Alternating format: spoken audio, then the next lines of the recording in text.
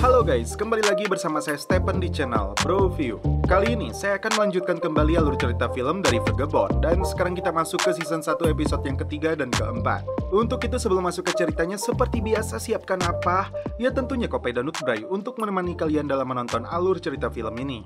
Selamat menyaksikan dan celepot!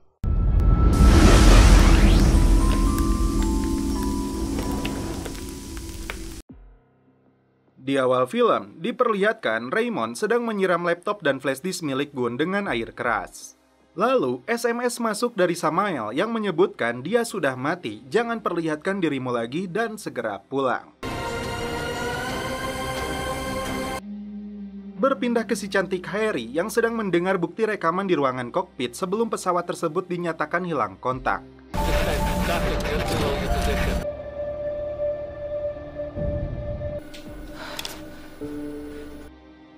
Hoshik menyuruh Gun untuk membeli minuman di minimarket yang berada di pom bensin. Saat dia sedang mencari minuman, datanglah seorang pembunuh bayaran membawa senjata laras panjang yang ditugaskan membunuhnya.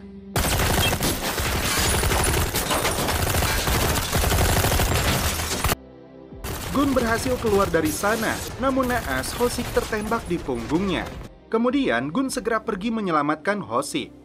Kembali ke Harry yang terus berusaha mengungkap jatuhnya pesawat ini. Sebelum pulang, dia melihat hasil investigasi ICAO. Saat dia mencocokkan waktu percakapan co-pilot dengan si Raymond, itu ternyata sama persis dengan kondisi saat terjadi malfungsi pesawat. Hingga waktu jatuhnya pesawat, yaitu pukul 13.30. Kembali ke Gun yang sedang membawa Hoshik ke rumah sakit, kemudian dia menghubungi Go Harry. Terlihat raut muka Dr. Kim yang mendengarkan percakapan Harry seperti menyembunyikan sesuatu. Harry kemudian pulang ke rumahnya. Dia terkejut laptopnya sudah hilang, dan tiba-tiba ada seseorang mencekiknya. Harry berhasil melawan dan menodongkan pistol yang ternyata tidak berpeluru. Faktanya, pria ini adalah petugas kebersihan yang sempat ditangkap bersama Gun. Dia mengaku dibayar 10.000 euro untuk membunuh Go Harry, namun tidak mengenali orang yang menyuruhnya.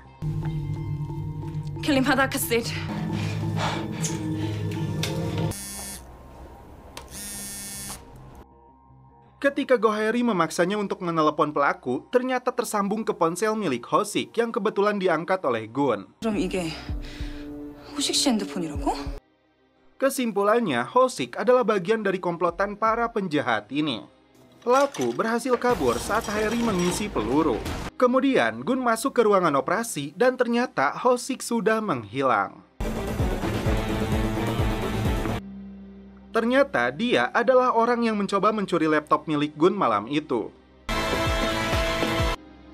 Harry yang sedang menuju rumah sakit, dia memberitahu Dr. Kim bahwa laptopnya telah hilang dan dia mengatakan salinan videonya berada di tangan rekannya di kantor BIN. Tentu saja, informasi itu dimanfaatkan Dr. Koplak ini untuk memberitahu Jessica Lee yang jadi otak serangan pengeboman pesawat. Harry dan Gun berhasil menyergap Hoshik, namun dia tidak mau buka mulut, malah mengeluarkan sebuah pil sianida untuk bunuh diri. Hoshik mengatakan ini dia lakukan untuk menyelamatkan istri dan anaknya.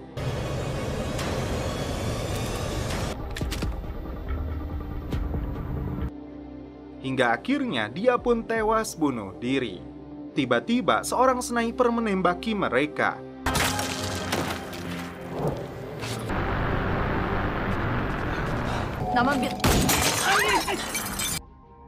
Beruntung mereka berhasil berlindung di balik pepohonan.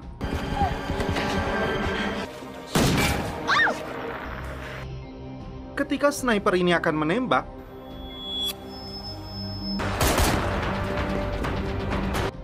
tiba-tiba Busra datang bersama dua pria yang langsung menodongkan senjata kepadanya. Saat Gun naik ke atap, ternyata dia sudah menghilang.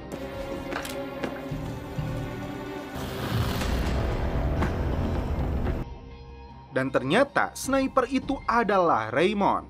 Beberapa orang berjas datang ke kantor BIN untuk melakukan penggeledahan di sana. Flash disk yang berisi satu-satunya video tersangka ini berhasil mereka rampas juga. Mereka rupanya ditugaskan oleh pimpinannya yang bernama Gi Tae-woong.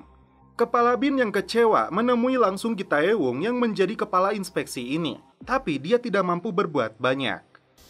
내 친구가 개죽음을 당했습니다. Hwasuk dengan centilnya kemudian meminta bantuan kepala gang. Di rumah sakit, Haeri mencoba menjelaskan kepada polisi di sana tentang tewasnya Ho-sik. Dalam sebuah rapat yang dihadiri oleh para petinggi BIN, kepala gang datang terlambat karena diare yang dideritanya. Kemudian Go Haeri meneleponnya.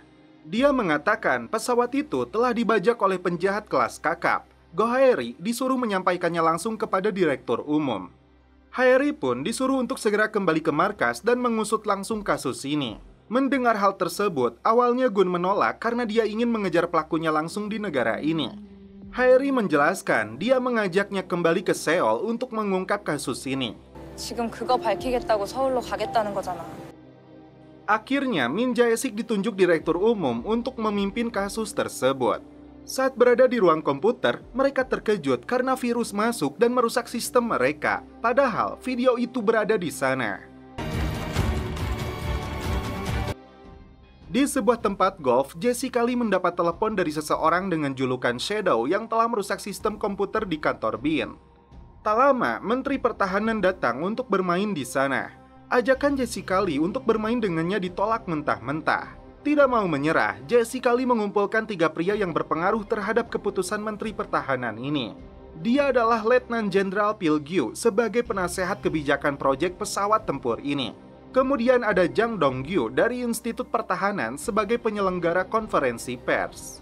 Dan terakhir Choi Sang-bae sebagai penasehat kebijakan di Kementerian Pertahanan. 3 orang ini mempunyai catatan buruk tentang kasus suap, korupsi, dan pelecehan seksual yang melibatkan mereka. Dokumen rahasia mereka dengan sengaja disebarkan agar satu sama lain mengetahui keburukannya. Jessica kemudian mengundang mereka bertiga di sebuah tempat. Mereka tampak terkejut saat bertemu di tempat yang sama. Jessica kemudian muncul dengan membawa beberapa wanita penghibur. Tak cukup sampai di situ, Menteri Pertahanan ternyata diminta untuk datang ke tempat ini. Dia langsung meluapkan emosinya saat melihat 3 ajudannya ini sedang pesta. Saat membanting pot, dia menemukan sebuah kamera disembunyikan di dalamnya. Jessica kemudian berbicara 4 mata dengannya. Awalnya, menteri ini menolak permintaan Jessica untuk menunjuknya sebagai pemenang proyek ini. Namun, karena ancaman 3 ajudannya yang akan disebarluaskan, termasuk rahasia kotor Kementerian Pertahanan yang akan diberikannya kepada Chung Woo-dae, membuat menteri ini tidak punya pilihan. Dan sebuah hadiah terakhir untuknya yaitu celepot. Di rumahnya, ternyata mereka belum berangkat menuju Seoul karena keras kepalanya seorang Gun. Haeri mencoba menghiburnya, tapi Gun cuek-cuek saja. Keesokan paginya, mereka menuju bandara. Gun begitu waspada karena merasa yakin jaringan teroris itu mengawasi mereka. Di sebuah ruangan, terlihat di layar aksi mereka ternyata memang diawasi di setiap tempat. Kemudian di suatu tempat, Raymond diseret dan dihadapkan ke seseorang yang berpangkat jenderal. Raymond dianggap pengkhianat karena tidak berhasil membunuh Gun dan menemukan co-pilot itu. Nantinya, Samael yang ditugaskan untuk menuntaskan masalah ini. Alhasil, jenderal ini pun menembak mati si Raymond.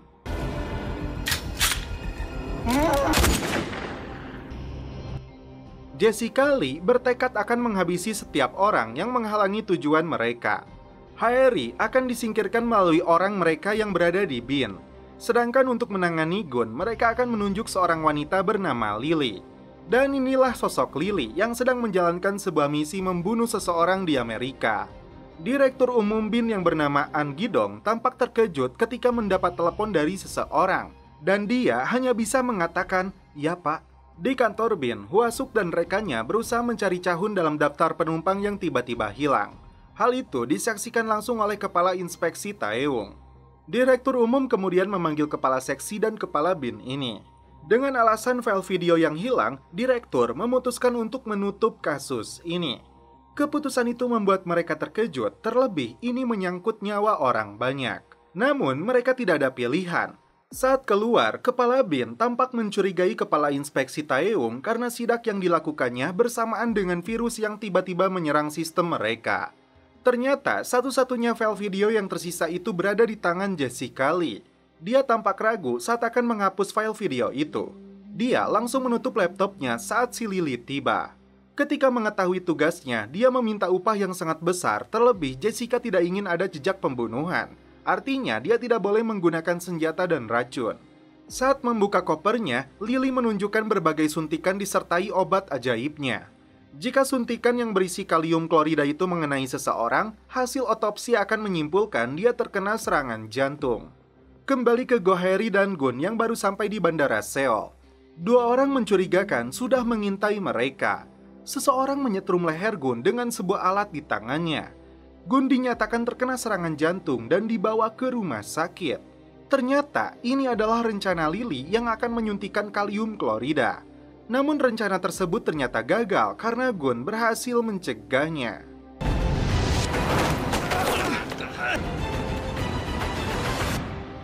Dan setelah itu, film pun berlanjut ke episode 4. Di sebuah lokasi, diadakan acara aliansi ke-59 antara Korsel dan Amerika yang dihadiri oleh para pejabat, termasuk Manhunt dan Jessica Lee yang hadir di sana. Edward Park sebagai kepala negosiator Dynamic System juga hadir di sana. Namun Manhunt tidak begitu menyukai hal yang disampaikan oleh dirinya. Jessica juga ternyata mengenalnya dengan baik. Persaingan di antara mereka dapat kita lihat di sini. Kembali ke bandara ketika Gun dan Haeri tiba di sana. Setelah Gun berhasil mencegah pria tadi yang berniat menyuntiknya, Gun berusaha melepas cincin di tangan pelaku. Ternyata Lily mengutus seorang petugas bandara pura-pura untuk menjemput pilot ini. Hwasuk ternyata datang menjemput mereka. Sebelum pulang, mereka terlebih dulu mengunjungi salah satu restoran. Hwasuk mengungkapkan banyak fakta yang aneh karena dia tidak bisa mendapatkan informasi tentang co-pilot itu. Tampak seorang pria yang mengikuti mereka berada di restoran ini. Kemudian, pria itu menghampiri Gun. Ternyata dia seorang reporter harian bernama Joe. Dia mempunyai informasi tentang petugas bandara yang mendapat telepon tentang rencana serangan terhadap pesawat itu. Petugas tersebut sampai sekarang mengalami gagal otak. Tapi anehnya, Joe tahu jika dua wanita ini adalah anggota BIN. Dia mengajaknya bicara lebih lanjut di kedai ujung jalan ini. Hwasuk seperti melihat Haeri menyukai Gun, namun dia membantahnya karena menurutnya dia terlalu sempurna untuknya. Kembali bertemu dengan Joe, Gun mendapatkan banyak informasi bahwa kecelakaan pesawat ini berhubungan dengan lelang jet tempur senilai 10 miliar dolar. Gun meminta untuk ikut saat Joe akan bertemu seorang informan untuk mengungkap ini. Merasa ada yang tidak beres, Haeri dan Hwasuk membuntuti mereka. Tiba di salah satu motel, Joe akan bertemu dengan informan itu di kamar 407 dan Gun menunggunya di lobi. Setelah menunggu cukup lama, Gun memutuskan untuk masuk ke kamar 407.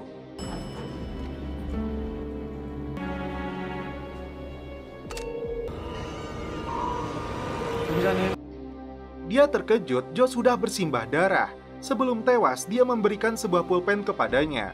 Gun kemudian menelepon polisi. Rupanya pelakunya masih berada di sana. Gun hampir saja terbunuh. Sialnya, pelaku berhasil kabur dan dia berusaha mengejarnya. Saking ngebutnya, mereka tidak berhasil menangkap pelaku itu. Akhirnya mereka kembali ke TKP.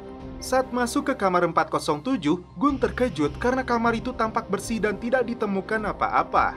Dan ketika polisi menelepon kantornya reporter itu, mereka mengatakan dia sedang berlibur ke Selandia Baru. Bahkan, CCTV hotel tidak menemukan adanya orang yang masuk ke kamar ini. 공무집행 방해죄로 걸 겁니다. Haeri percaya jaringan mereka sangat cerdik.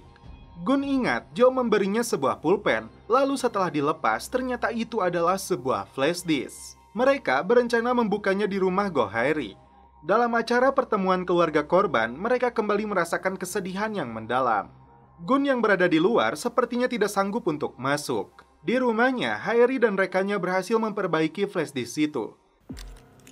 오케이. Ternyata, flash disk itu berisi laporan polis pribadi co-pilot yang bernama Kim Woo-gi. Yang mencurigakan itu bernilai 5 miliar won yang jatuh kepada istrinya yang bernama Oh Sang-mi. Mendengar informasi tersebut, Gun langsung masuk. Dia menuduh Sang-mi sebagai komplotan pengeboman pesawat lalu dipaksa untuk menunjukkan keberadaan suaminya. Setelah itu, Edward Park dan asistennya Mickey langsung membawa Gun. Kembali ke keluarga korban, asisten Jessica yang terkenal sebagai pengacara ini memutuskan untuk mengambil kasus mereka melawan Dynamic System. Dalam persidangan yang bisa memakan waktu bertahun-tahun, dia mengelabui keluarga korban bahwa mereka tidak perlu membayarnya di muka. Lily dan anak buahnya terlihat sedang mempersiapkan persenjataan untuk kembali memburu Gun. Saat pertemuan dengan Edward Park terungkap di sini, Jessica Lee adalah orang yang dia rekrut dalam bidang ini. Semua mengarah kepada Jessica sebagai otak kejahatan dalam kasus ini. Kemudian, Haeri dan Gun diberi sebuah tempat aman oleh Edward, sedangkan Hwasuk harus kembali ke kantornya. Tadi duga Lily mengintai kegiatan mereka di sana. 엄청난 개새끼거든. Gun kemudian berterima kasih karena Haeri mengingat Hun melalui videonya. Dia kemudian mengumpulkan berbagai informasi tentang lelang pesawat tempur ini, terutama sosok Jessica Lee sang aktor kejahatan kasus ini. Di kantor kepresidenan, pimpinan oposisi bernama Oh datang untuk meminta klarifikasi tentang penunjukan John dan Mark sebagai pemenang lelang ini, yang dianggap tidak masuk akal. Namun Menteri Pertahanan yang telah diintimidasi oleh Jessica Lee hanya menjawab ini karena teknologi mereka sepadan dengan harganya. Presiden sungguh terkejut setelah mengetahui Poto Menhan sedang asyik dengan Jessica, dan inilah yang merubah keputusan dia sebelumnya. Haeri kembali bekerja di markas BIN di Seoul. Dia terlihat menghindari kepala inspeksi Gi Taewoong. Ternyata kisah lama mereka terungkap di sini. Anggota BIN saat itu sedang berkumpul makan malam. Haeri malam itu terlalu banyak minum dan dalam kondisi yang tidak sadar dia dengan berani berlaku tidak hormat pada atasannya. Bahkan kepalanya didegungkan dan celepot. Haeri kemudian dipanggil atasannya Min Jae-sik. Di luar dugaannya, investigasi tentang kecelakaan pesawat ini dihentikan. Haeri sangat terkejut, namun dia tidak bisa berbuat banyak. Menurutnya, ini karena perintah langsung direktur. Terlihat Gun sedang melatih ototnya. Rupanya, Lily dari kejauhan selalu mengintai keberadaan Gun. Saat mereka pergi, Lily menjalankan misinya. Mobil yang ditumpangi Kwang dan Gun mendadak tidak bisa dikendalikan. Ternyata, si Lily dan anak buahnya meretas sistem mobil tersebut. Gun kesulitan mengendalikan mobil itu. Dia sadar mobil di belakang itu berusaha membunuhnya. Mobil tersebut bisa berhenti setelah menabrak mobil lainnya hingga terbalik. Video. Untungnya, Gun dan Kwang berhasil selamat. Lily kembali gagal melakukan tugasnya membunuh aktor pemeran pengganti ini. Kwang pun akhirnya percaya dengan semua yang terjadi kepada Gun dan pembajakan pesawat ini. Saat Jessica selesai menghadiri acara amal untuk yatim piatu, Gun dan Kwang datang ke sana dengan menderek mobilnya. Dia pun menatap tajam ke arah Jessica Lee. Dan setelah itu, film pun berlanjut ke episode selanjutnya.